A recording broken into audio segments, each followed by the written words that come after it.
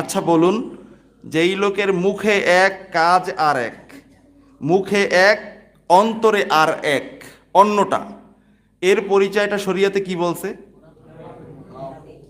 কি বলছে? তাহলে মোনাফেকদের জায়গাটা কোথায়? শুধু জাহান্নাম না, সকলের নিচে, আসফালি মিনান্নার। ঠিক কিনা বলেন?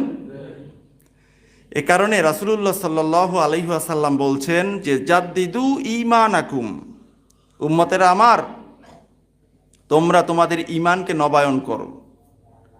ঈমান তো আনছি, আমার দাদা মুসলমান, আমার বাবা মুসলমান, আমার মা মুসলমান, আমাদের 14 গোষ্ঠী সব মুসলমান, তো আমি তো মোমেন হয়ে আসছি পৃথিবীতে। তো ঈমান আবার নবায়ন করা লাগবে। নবায়ন তো তখন করে যখন এটা ডেট শেষ হয়ে যায়, মেয়াদ উত্তীর্ণ হয়ে যায়। ঠিক কিনা বলেন? এখন তাহলে ঈমান নবায়ন করা লাগবে কেন? রাসূলুল্লাহ সাল্লাল্লাহু আলাইহি ওয়াসাল্লাম বলছেন যে তোমরা এমন কোনো কথা বলো, এমন কোনো কাজ করো, যেই কাজের কারণে, কথার কারণে, বিশ্বাসের কারণে তোমাদের ঈমানটা সাকিত হয়ে যায়, ঈমানটা শেষ হয়ে যায়, এরপরে তোমরা আবার কালিমা পড়লে এরপরে তোমরা মোমেন হও। কালিমা না পড়লে তোমরা আর মোমেন থাকো না। এ কারণে সকালে, দুপুরে, বিকালে সময় যখনই পাই তখনই আমাদের উচিত, সাহাবায়ে কেরাম জিজ্ঞাসা করলেন, ইয়া রাসূলুল্লাহ, আমরা কিভাবে ঈমান নবায়ন করব?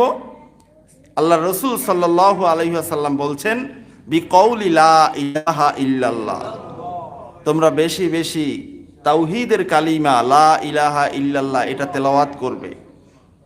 লা ইলাহা ইল্লাল্লাহু মুহাম্মাদুর রাসূলুল্লাহ সাল্লাল্লাহু আলাইহি ওয়াসাল্লাম, এটা বেশি বেশি তেলাওয়াত করবে। এটার মাধ্যমে তোমাদের ঈমানটা আবার পরিপূর্ণ হয়ে যাবে, ঈমানটা নবায়ন হয়ে যাবে। বলুন সুবহানাল্লাহ। তাহলে আমরা পারবো না ইনশাআল্লাহ? তাহলে আমরা অনেক কথা বলি যেই কথাগুলোর ভিতরে কুফরি এসে যায়, আমরা অনেক কাজ করি, কথা বলি যেই কথাগুলোর মধ্যে নেফাকি এসে যায়। ঠিক কিনা বলেন?